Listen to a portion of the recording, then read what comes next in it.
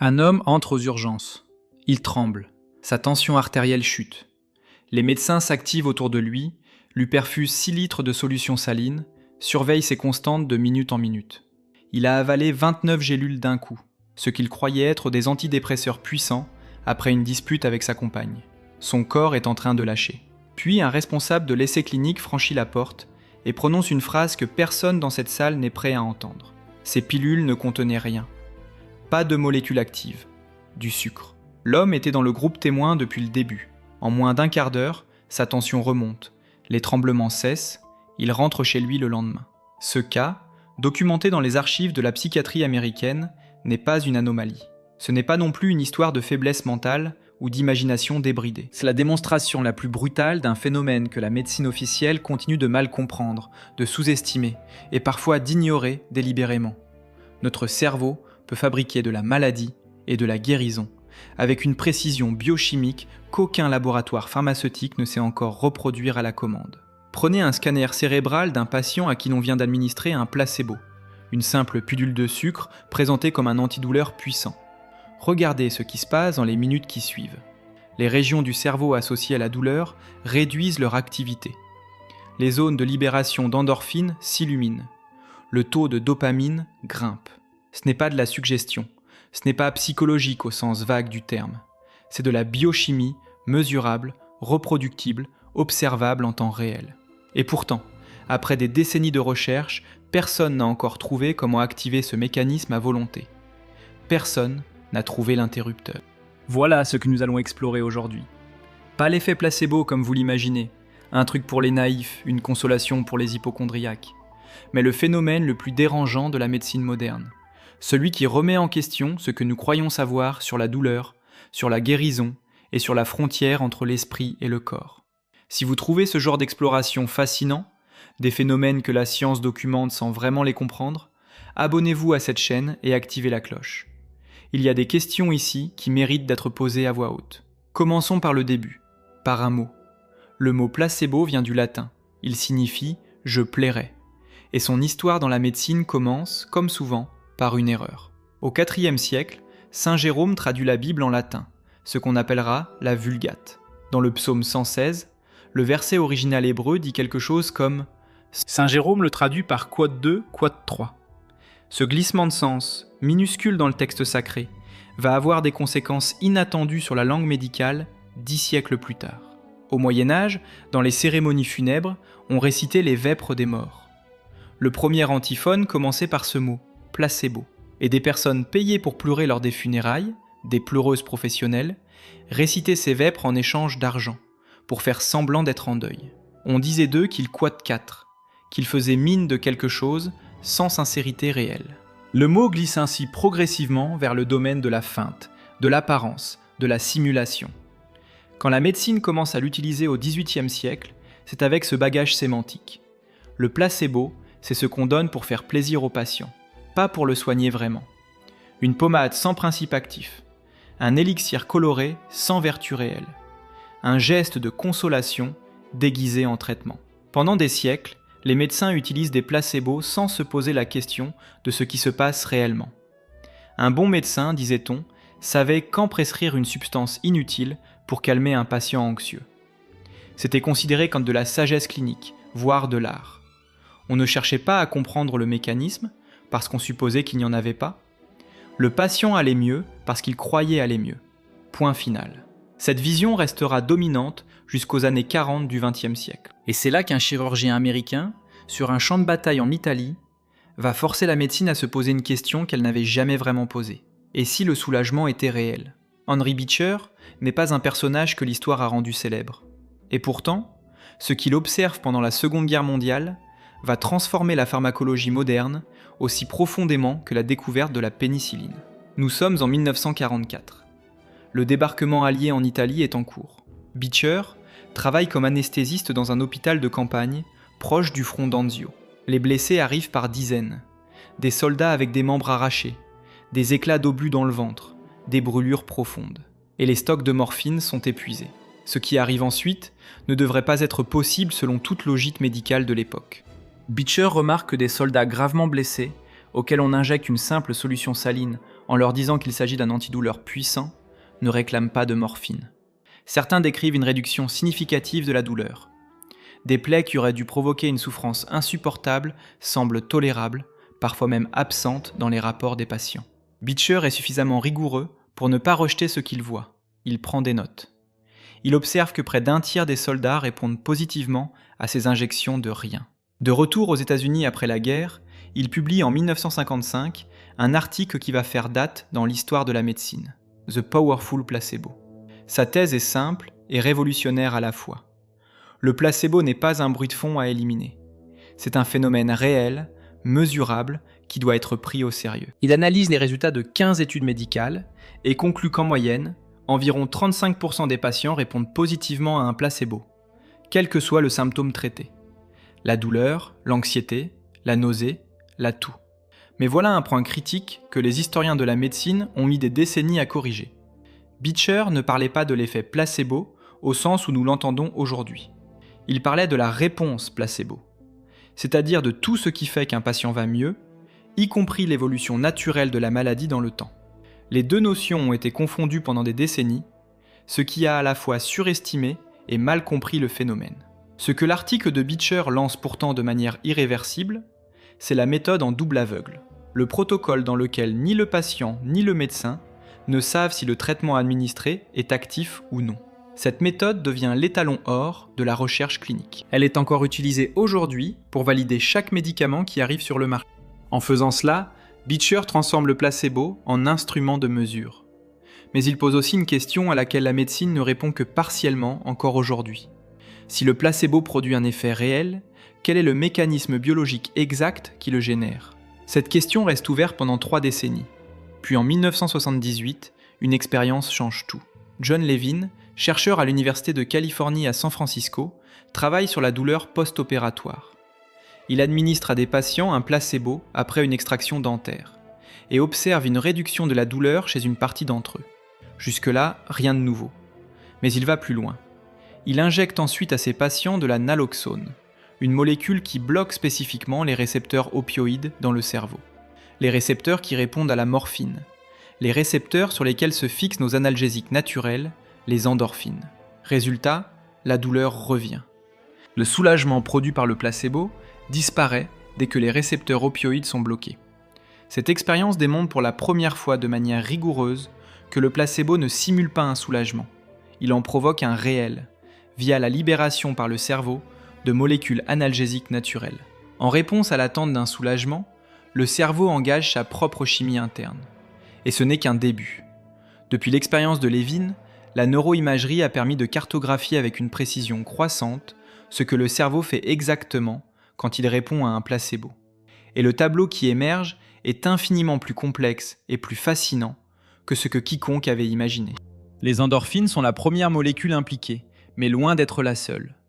Quand un patient reçoit un placebo présenté comme un antidouleur puissant, le cerveau déclenche une cascade neurochimique à plusieurs niveaux simultanément.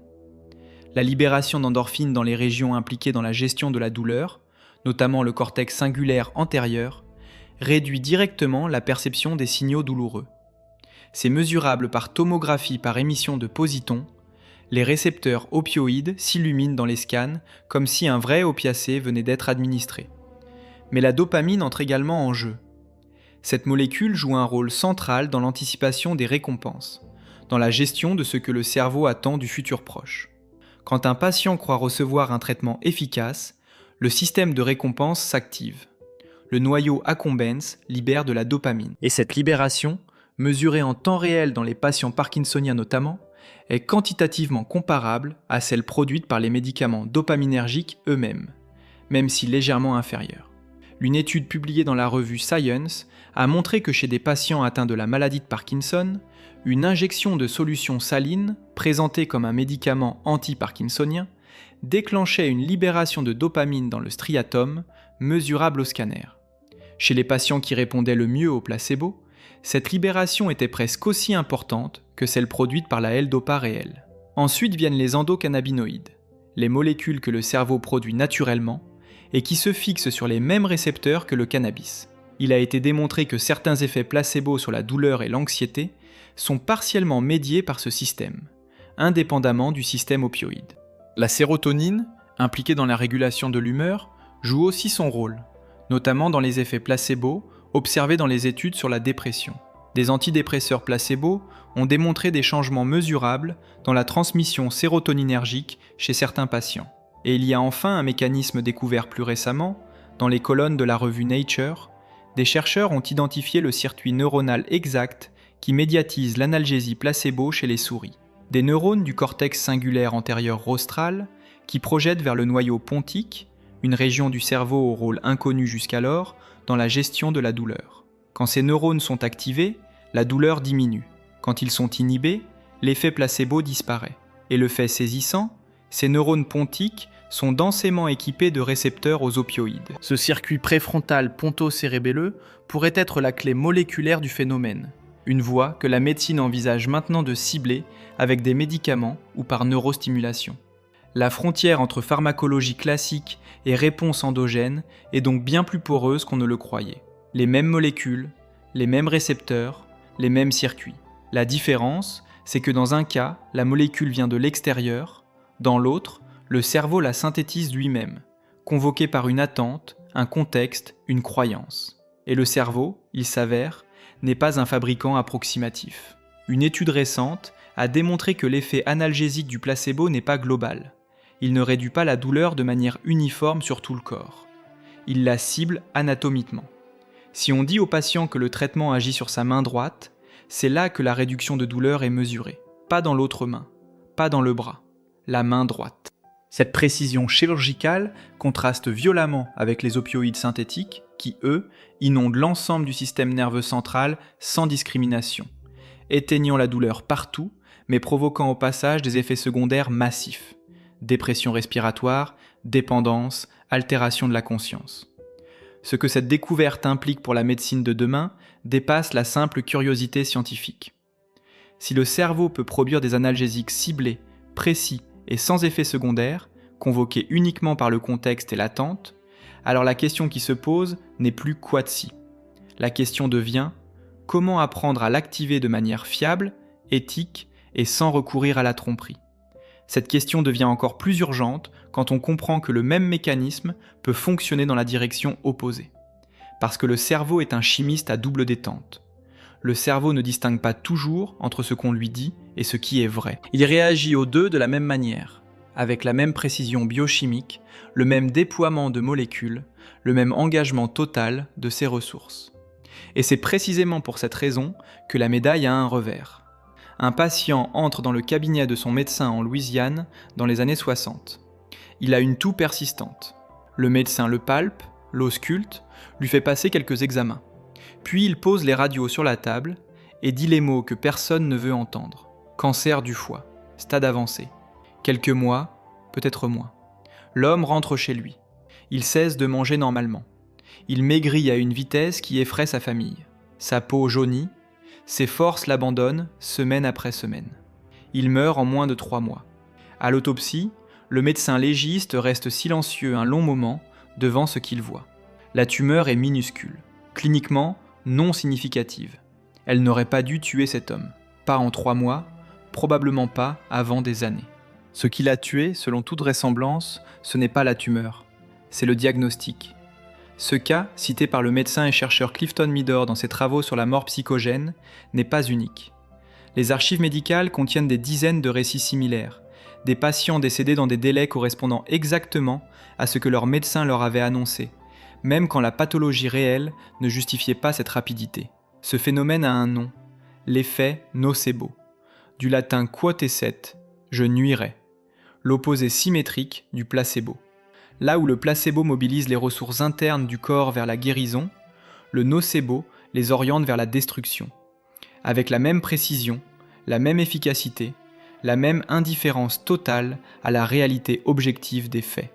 En 1973, dans une ville minière du Mozambique, un homme est mordu par un serpent. Ce n'est pas n'importe quelle morsure, c'est, selon la croyance locale, une morsure maudite par un sorcier. L'homme est conduit chez le guérisseur, qui confirme publiquement la malédiction. Dans les heures qui suivent, plusieurs membres de la communauté commencent à présenter des symptômes identiques. Crampes, vomissements, difficulté à respirer. Aucun d'eux n'a été mordu, aucun n'a ingéré de substances toxiques. Tous partagent une seule chose, la conviction absolue que la malédiction peut se propager. Des phénomènes similaires ont été documentés sur tous les continents, sous des noms différents. On les regroupe aujourd'hui sous le terme de maladie psychogène de masse, un état dans lequel la croyance collective produit des symptômes physiques réels et contagieux, transmis non par un agent pathogène, mais par l'information elle-même. En 2006, au Portugal, une épidémie d'un genre particulier frappe des lycéens dans tout le pays. Des centaines d'élèves se retrouvent avec des éruptions cutanées, des difficultés à avaler, des vertiges, des douleurs musculaires. Les autorités sanitaires envoient des équipes. Les bâtiments sont inspectés. On cherche un virus, un champignon, un polluant, rien. L'épidémie avait commencé quelques semaines après qu'une série télévisée populaire avait diffusé un épisode montrant des élèves victimes d'une mystérieuse maladie dans une école, avec exactement les mêmes symptômes. La biochimie du nocebo est maintenant documentée avec une rigueur équivalente à celle du placebo. Quand un patient s'attend à souffrir, parce qu'on le lui a dit, parce qu'il a lu la liste des effets secondaires, parce que son médecin a exprimé un doute sur le traitement, son cerveau libère de la cholécystokinine, une molécule qui amplifie la transmission des signaux douloureux. Les niveaux de cortisol augmentent. Le système nerveux sympathique s'active. La pression artérielle grimpe. La réponse inflammatoire s'intensifie. Dans des essais cliniques sur des médicaments contre l'angine de poitrine, des patients à qui on avait simplement dit « ce médicament peut causer des palpitations » présentaient des palpitations significativement plus fréquentes que ceux à qui on n'avait rien dit, même quand les deux groupes recevaient exactement la même molécule à la même dose. Voilà où le nocebo devient un problème éthique aigu pour la médecine moderne. Le consentement éclairé, cette obligation légale et morale d'informer le patient des effets secondaires possibles, peut lui-même provoquer ces effets secondaires. En disant la vérité, le médecin peut rendre le patient malade. En taisant la vérité, il le protège peut-être biologiquement, mais le prive de son autonomie. Il n'existe pas de solution propre à ce paradoxe, et il est posé dans les facultés de médecine du monde entier depuis 20 ans sans réponse satisfaisante. L'information médicale n'est jamais neutre. Elle est une intervention pharmacologique à part entière, avec des effets mesurables, dosables, parfois mortels. La façon dont un médecin annonce un diagnostic, le choix des mots, le ton de la voix, l'expression de son visage pendant qu'il parle, tout cela est une prescription silencieuse dont personne ne mesure vraiment la dose. Et si l'information est un médicament, alors la question qui suit est inévitable. Pourquoi l'industrie qui teste les médicaments réels peine-t-elle de plus en plus à les distinguer de ce médicament invisible ? Cette question a commencé à déranger les chercheurs en pharmacologie dans les années 90, et depuis, elle n'a fait que s'aggraver. Retournons aux années 60. Quand un laboratoire testait un antidépresseur contre un placebo, la différence entre les deux groupes était relativement nette. Le médicament actif obtenait en moyenne 30 à 35% de réponses positives de plus que le placebo. C'était suffisant pour justifier la mise sur le marché, l'approbation réglementaire, le remboursement. La mécanique fonctionnait. Avancez maintenant jusqu'aux années 2010. Dans les mêmes types d'essais, avec des antidépresseurs similaires ou plus puissants, quelque chose d'étrange s'est produit. Non pas que le médicament soit devenu moins efficace, son groupe continue d'obtenir des résultats comparables, mais le groupe placebo s'est rapproché. Dangereusement rapproché. Dans certaines études, les patients du groupe placebo montrent des taux de rémission dépassant 50, parfois 60%. La différence statistique entre le médicament actif et le rien s'est tellement réduite que certains essais cliniques ne parviennent plus à démontrer une supériorité significative du médicament. Dans le langage réglementaire, cela signifie que le médicament a échoué, même s'il fonctionne. Ce paradoxe a été documenté rigoureusement dans une méta-analyse publiée en 2010 par les chercheurs Jeffrey Mogul et Eleanor Kaptchuk dans la revue Pain.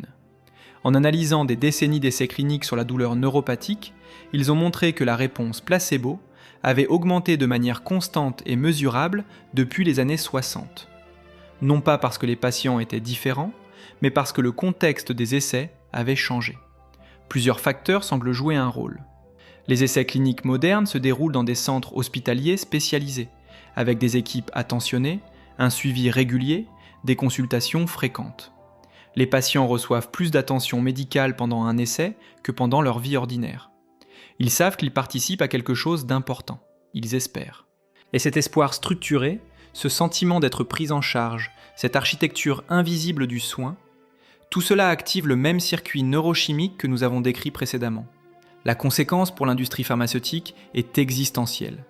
Un médicament qui coûte plusieurs milliards de dollars à développer, tester et approuver peut maintenant échouer ses essais de phase 3, non pas parce qu'il ne fonctionne pas, mais parce que la réponse placebo est devenue trop puissante. Les essais doivent maintenant recruter des cohortes 2-3 fois plus importantes qu'avant pour atteindre la puissance statistique nécessaire. Les coûts explosent, les délais s'allongent, et les molécules abandonnées en cours d'essai s'accumulent dans les archives des laboratoires.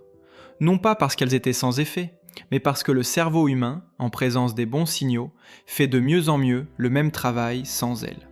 Quelques directeurs de recherche commencent à poser une question que personne ne voulait formuler à voix haute. Si le contexte du soin est aussi puissant que la molécule, faut-il continuer à chercher uniquement des molécules, ou faut-il commencer à concevoir des traitements qui intègrent explicitement cet effet ?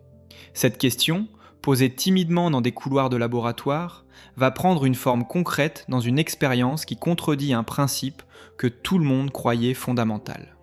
Nous avons tous appris, médecins, patients, profanes, que le placebo ne fonctionne que si le patient ne sait pas qu'il reçoit un placebo. La tromperie est supposément l'ingrédient actif.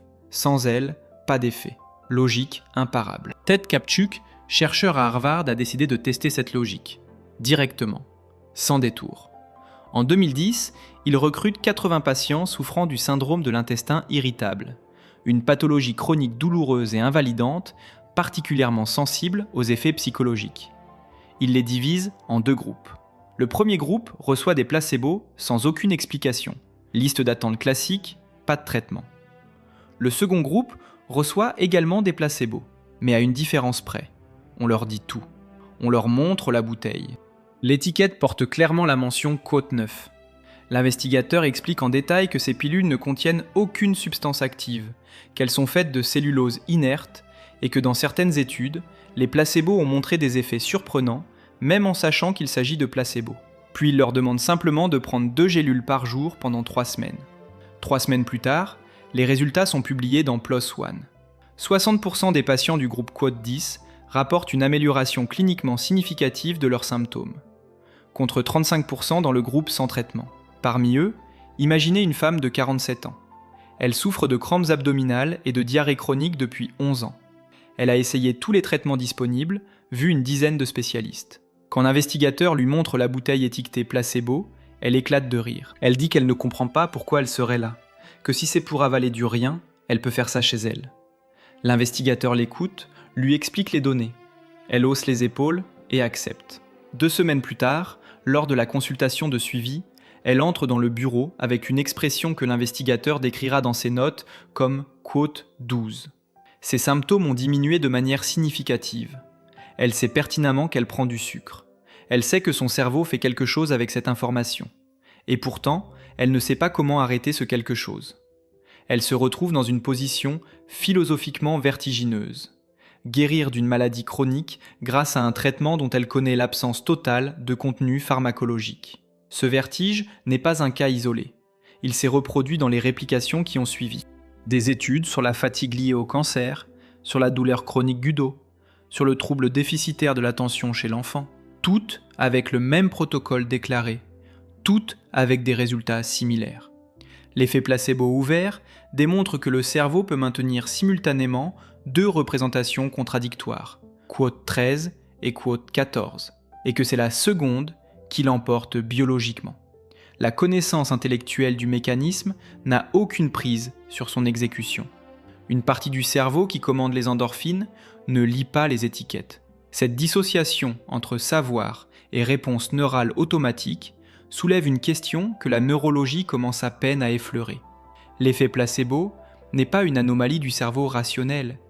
Il est le fonctionnement normal d'un cerveau qui traite le contexte, le rituel et l'anticipation comme des données biologiques aussi valides que les molécules. Et si le contexte est un agent thérapeutique, alors tout ce qui le constitue, la couleur d'une pilule, le prix d'un traitement, le comportement d'un médecin, devient une variable mesurable, ce que la recherche a commencé à démontrer avec une précision qui surprend même ses auteurs. 2 gélules identiques, même molécule, même dosage, même patient, mais dans un cas, la gélule est petite et blanche, dans l'autre, elle est grande et rouge vif. L'efficacité reportée par le patient, mais pas la même. Des chercheurs italiens ont mené une étude sur des patients post-opératoires recevant les analgésiques. Quand les infirmières administraient les médicaments à la vue des patients, en leur expliquant que le traitement était puissant, l'effet était significativement supérieur à celui obtenu quand le même médicament était administré par perfusion automatique à l'insu du patient, sans aucun contact humain. Même molécule, même dose, même moment. Mais l'absence de rituel réduisait l'analgésie d'une manière mesurable au scanner. La couleur des comprimés n'est pas anodine non plus. Des études conduites en Grande-Bretagne et aux États-Unis ont montré que les pilules rouges et oranges sont associées à des effets stimulants plus marqués. Les bleues et vertes à des effets sédatifs ou anxiolytiques. Les gélules de grande taille sont perçues comme plus puissantes que les petites. Les médicaments aux noms difficiles à prononcer sont considérés comme plus efficaces que les noms courants.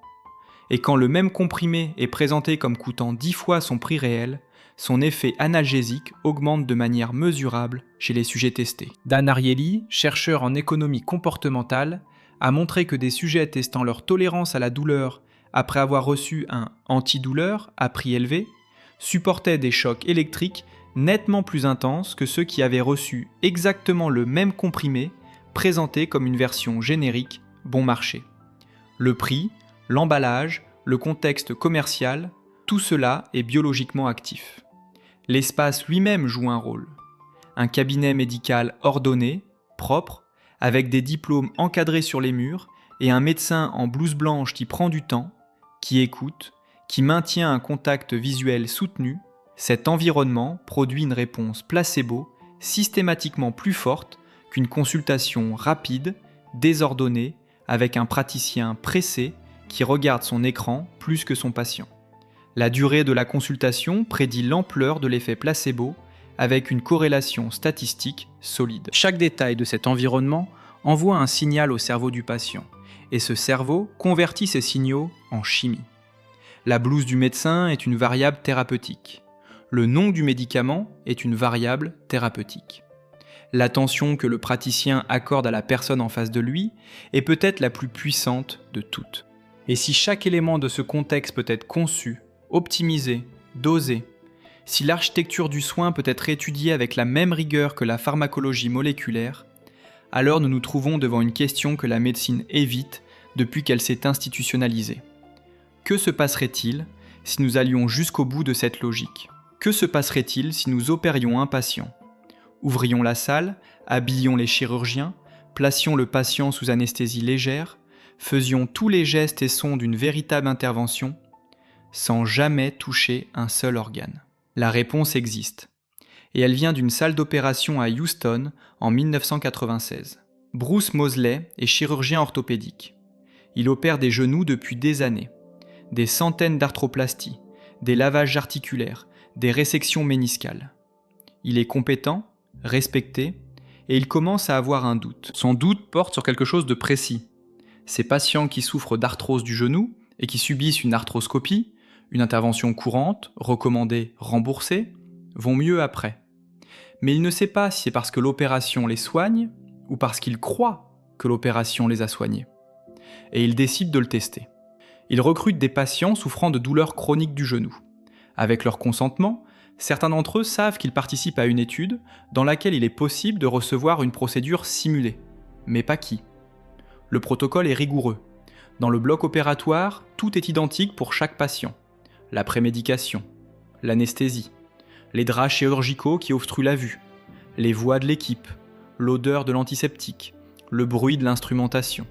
Pour les patients du groupe placebo, Moseley pratique 3 petites incisions dans la peau du genou, les mêmes que pour la vraie intervention, puis referme. À l'intérieur du genou, rien n'est touché. Un patient de 52 ans, que nous appellerons Roland, se réveille en salle de réveil. Il a mal, comme prévu. Ses jambes sont engourdies. Il demande à l'infirmière comment s'est passée l'opération. Elle lui dit que tout s'est bien passé. Il rentre chez lui avec des béquilles, il suit le protocole de rééducation à la lettre. 6 mois plus tard, Roland marche sans aide.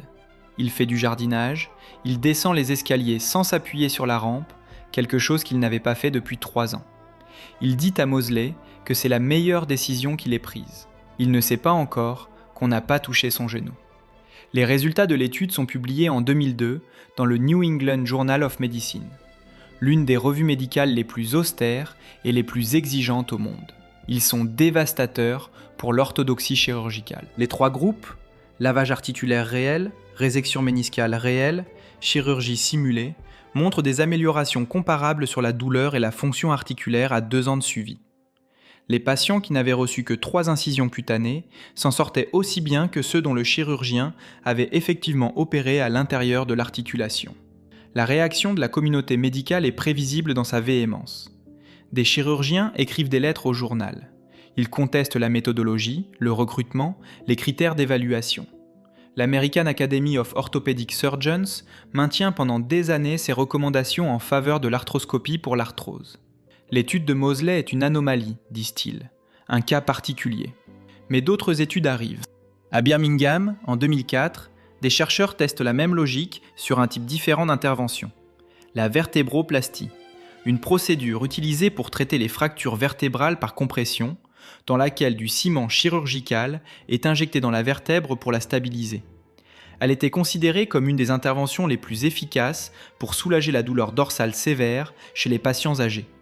Des milliers de procédures étaient pratiquées chaque année. Les chercheurs recrutent des patients avec fractures vertébrales confirmées par imagerie. Le groupe placebo reçoit l'anesthésie locale, la piqûre à l'aiguille dans la peau, la manipulation chirurgicale des instruments autour de la colonne, sans injection de ciment.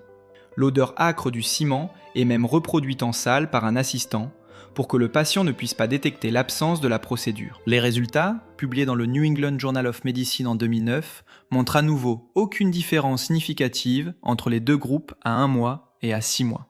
Les patients qui n'avaient reçu que l'environnement de l'intervention, les gestes, les sons, les sensations, s'en sortaient aussi bien que ceux qui avaient reçu le traitement réel. C'était devenu un pattern. Et sa répétition posait une question que la chirurgie ne pouvait plus esquiver. Combien de nos interventions tirent leur efficacité du cadre rituel dans lequel elles s'inscrivent, plutôt que de leur action mécanique sur les tissus? Personne ne connaît la réponse complète. Et cette incertitude est peut-être la chose la plus inconfortable que la médecine moderne ait à affronter. Mais toutes ces découvertes soulevaient une autre question, encore plus fondamentale. Si certains patients répondent fortement au placebo et d'autres presque pas, si certains retrouvent leur vie après une chirurgie simulée et si d'autres restent cloués dans leur douleur malgré les mêmes conditions, alors quelque chose dans la biologie individuelle détermine cette capacité. Quelque chose que les médecins ne prescrivent pas. Quelque chose qu'on hérite. Imaginez une femme qui s'appelle Léa. Elle a 38 ans, elle souffre de migraines chroniques depuis l'adolescence. Elle entre dans un essai clinique sur un nouveau traitement préventif. Elle est assignée au groupe placebo. Elle l'ignorera jusqu'à la fin de l'étude. Pendant 8 semaines, elle prend ses gélules inertes chaque matin avec son café. Et ses migraines diminuent. Pas complètement, mais d'une manière qui lui change la vie. Elle dort mieux. Elle annule moins de réunions. Elle cesse de porter des lunettes noires en permanence. Dans le bureau d'en face, il y a Marcus. Même diagnostic, même protocole, même gélule inerte. 8 semaines plus tard, il est exactement là où il était au début. Aucun changement, pas d'amélioration. La différence entre Léa et Marcus n'est pas dans leur volonté. Elle n'est pas dans leur suggestibilité, ni dans leur intelligence, ni dans leur relation à la douleur. Elle est, en partie, dans une seule lettre de leur génome. Le gène COMT, qui code pour une enzyme appelée catéchol-O-méthyltransférase, régule la dégradation de la dopamine dans le cortex préfrontal. Ce gène existe en 2 versions principales, selon la position d'un seul nucléotide. Une version dégrade la dopamine rapidement, l'autre la dégrade lentement, permettant à la dopamine de rester plus longtemps dans les synapses du cortex. Les études de Catherine Hall et Ted Kaptchuk à Harvard ont montré que les porteurs de la variante à dégradation lente, celle qui maintient des niveaux de dopamine plus élevés dans le cortex, répondent de manière significativement plus forte au placebo. Leur système de récompense anticipe avec plus d'intensité. Leur cortex préfrontal s'engage davantage dans la modulation descendante de la douleur.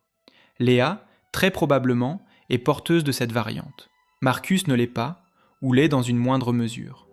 La réponse placebo n'est donc pas une bizarrerie statistique ou un artefact de mesure. Elle est ancrée dans la génétique individuelle, aussi concrète que la tolérance au lactose ou la sensibilité à la caféine. Et cela ouvre une possibilité que la médecine commence à peine à envisager sérieusement. Prédire qui va répondre à un placebo avant même de le lui administrer. Et concevoir en fonction de cela des stratégies thérapeutiques personnalisées, sans molécules actives, avec un profil d'effet secondaire quasi nul. Mais cette possibilité soulève des questions éthiques que personne ne sait encore résoudre. Si vous savez que certains patients répondent mieux au placebo qu'aux médicaments actifs, avec moins d'effets secondaires, moins de coûts, moins de risques, avez-vous l'obligation de le leur dire? Ou avez-vous l'obligation de l'utiliser? Ces questions atterrissent directement dans les bureaux des chercheurs qui essaient de comprendre le mécanisme. Et là, les certitudes se fragmentent. Irving Kirsch, psychologue à Harvard et l'un des chercheurs les plus cités sur l'effet placebo, formule son inconfort de cette manière dans ses travaux. Nous avons passé des décennies à mesurer l'effet avec une précision croissante. Mais les plus honnêtes d'entre nous admettront qu'on ne sait toujours pas exactement pourquoi il existe. Pourquoi le cerveau humain a-t-il développé un mécanisme qui répond à des signaux symboliques, une couleur, un prix, un titre professionnel, par une cascade biochimique concrète? Quelle pression évolutive a sélectionné cette capacité? Sa première hypothèse, qu'il explore depuis les années 90, est celle du conditionnement classique. Le cerveau associe des signaux environnementaux, l'acte d'avaler une pilule, la blouse blanche, l'odeur d'un cabinet médical, à des expériences passées de soulagement. Ces signaux deviennent des déclencheurs automatiques de réponses biologiques réelles. Cette théorie explique pourquoi les placebos ouverts fonctionnent. Le rituel lui-même est le stimulus conditionné, indépendamment de la connaissance consciente de son contenu. Fabrizio Benedetti, chercheur à l'Université de Turin et auteur de travaux fondamentaux sur la neurobiologie du placebo, se concentre sur une deuxième piste, les mécanismes d'apprentissage par anticipation. Selon lui, le cerveau ne réagit pas à ce qu'il reçoit, il réagit à ce qu'il prédit. Son architecture est fondamentalement prédictive. Il modélise en permanence ce que le futur immédiat va apporter, et il ajuste sa biochimie en conséquence. Quand l'environnement signale avec suffisamment de force qu'un soulagement est imminent, le cerveau lance la production des molécules correspondantes avant même que la substance active n'ait pu agir. Parce que dans son calcul probabiliste, l'attente justifie l'investissement. Mais il y a une troisième théorie, plus difficile à formaliser, que quelques chercheurs commencent à formuler avec prudence. Elle concerne le rôle de la signification elle-même dans la biologie humaine. Le cerveau humain ne traite pas uniquement des informations chimiques, il traite du sens, il interprète. Il construit des récits sur ce qui lui arrive. Et ces récits, selon cette hypothèse, ne sont pas de simples épiphénomènes de la biologie. Ils sont de la biologie. La signification que nous attribuons à notre maladie, à notre traitement, à notre corps, cette signification est encodée dans des circuits neuronaux qui régulent des fonctions aussi concrètes que la libération d'endorphines ou la réponse immunitaire. Cette troisième hypothèse est la plus dérangeante, parce qu'elle ne peut pas être testée avec les outils habituels de la pharmacologie. Elle résiste à la double aveugle.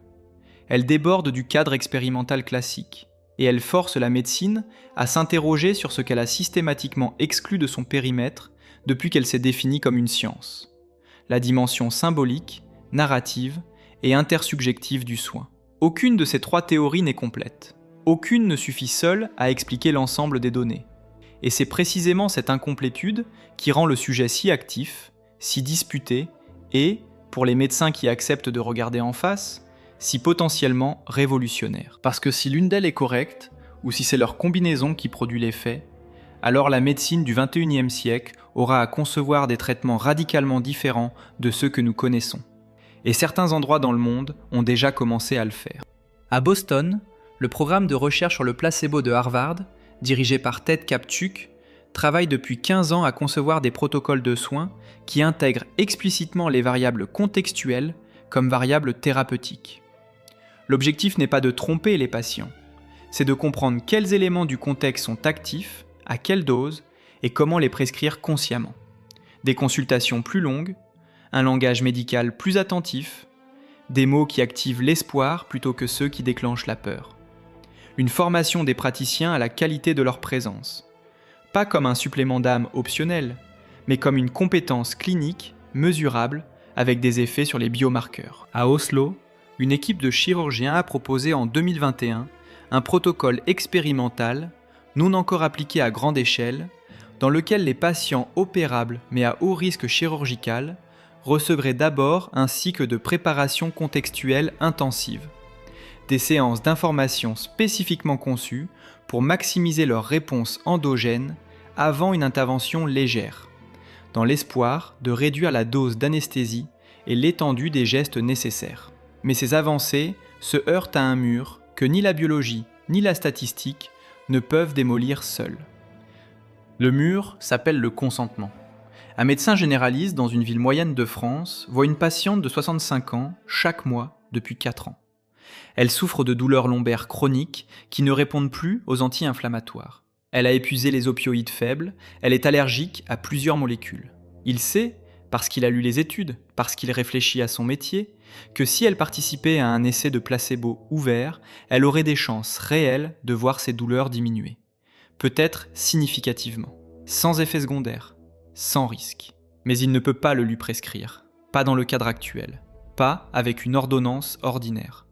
Et lui dire simplement « Quad 17 » sans le cadre d'un essai clinique, sans les consultations structurées, sans le protocole, sans l'environnement qui constitue l'ingrédient actif, c'est peut-être retirer le traitement au moment même où on prétend le prescrire. Ce médecin, c'est aussi autre chose. Chaque médicament qu'il prescrit contient une dose invisible et non déclarée d'effet placebo.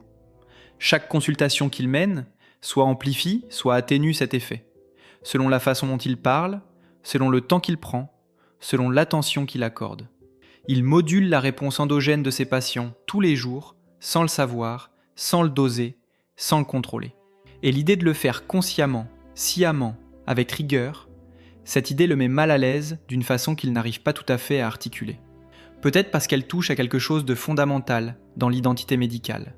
Si le contexte est un médicament, si la relation thérapeutique est une pharmacologie, si la façon de regarder un patient en lui parlant de son traitement modifie ses biomarqueurs de la même façon qu'une molécule, alors être médecin n'est plus seulement être un technicien de la biologie. C'est être quelque chose de plus ancien, de plus complexe et de moins formalisable que ce que les facultés de médecine enseignent. Le corps humain n'est pas un système passif qui attend les bonnes molécules pour se réparer. Il est un système actif qui traite en permanence des signaux, chimiques, symboliques, relationnels, et qui produit sa propre réponse biologique en fonction de ce qu'il perçoit. Et ce que la science commence seulement à comprendre, c'est que la qualité de la relation entre le soignant et la personne soignée, sa durée, sa tonalité, sa sincérité, est peut-être l'ordonnance la plus puissante qu'un médecin puisse rédiger. L'homme de Houston qui a retrouvé ses jambes sans avoir été opéré le sait. La femme aux migraines dont les crises ont diminué avec des gélules de cellulose le sait dans son corps, même si son esprit ne comprend pas encore comment c'est possible. Et les soldats blessés à Anzio, soulagés par une injection de sel, le savaient sans le savoir, dès 1944. La médecine n'a pas encore pleinement intégré ce que ses patients lui démontrent depuis des décennies, que soigner est aussi une question de présence. Si cette façon d'aborder la science, sans esquiver ce qu'elle ne comprend pas encore, vous intéresse, likez cette vidéo et abonnez-vous. Il reste beaucoup de questions comme celle-ci à explorer ensemble.